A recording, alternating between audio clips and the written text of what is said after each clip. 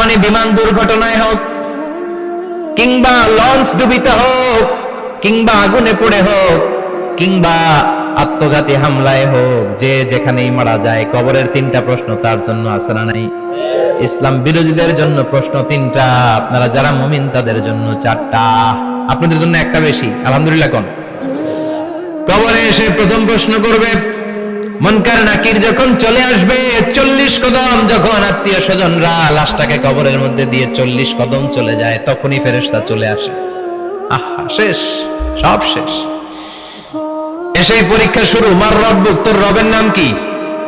চিল্লায় বলেন, আমাদের রবের নাম কি? আমরা বলবো রব্বি আল্লাহ, আল্লাহ আমারে রব।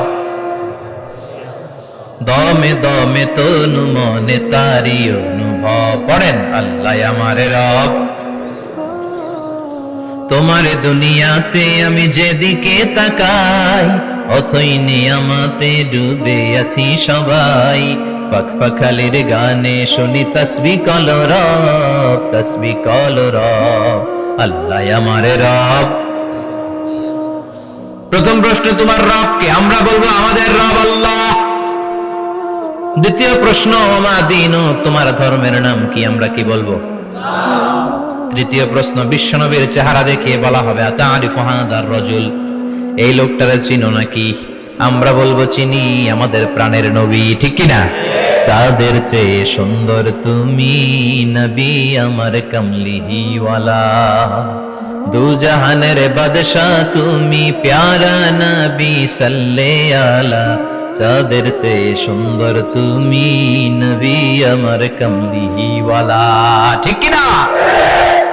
তিনটা প্রশ্নের যথাযথ উত্তর যখন দিয়ে দিলেন, আপনার জন্য অতিরিক্ত আরেকটা প্রশ্ন করা হবে, ওয়ামা ইলমুক, তোমার নলেজ কি?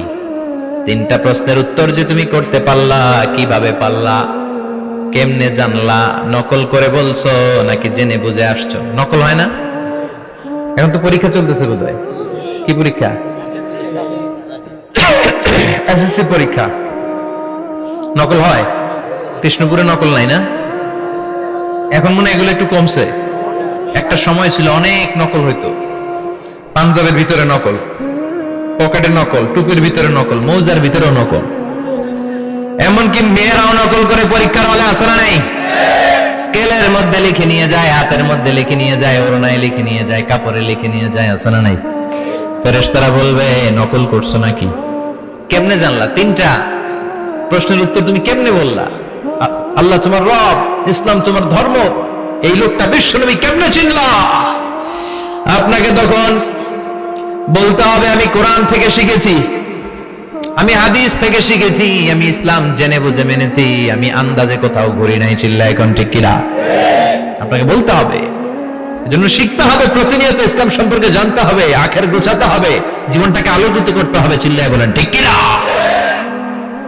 চারটা প্রশ্নই যখন হয়ে গেল, ফেরেশতারা বলবে আহলান ওয়া সাহলান ওয়া মারহাবান বিক, খোশামদেদ, কংগ্রাচুলেশন, খোশামদেদ, কংগ্রাচুলেশন। সব প্রশ্নের উত্তর তুমি পেরেছো।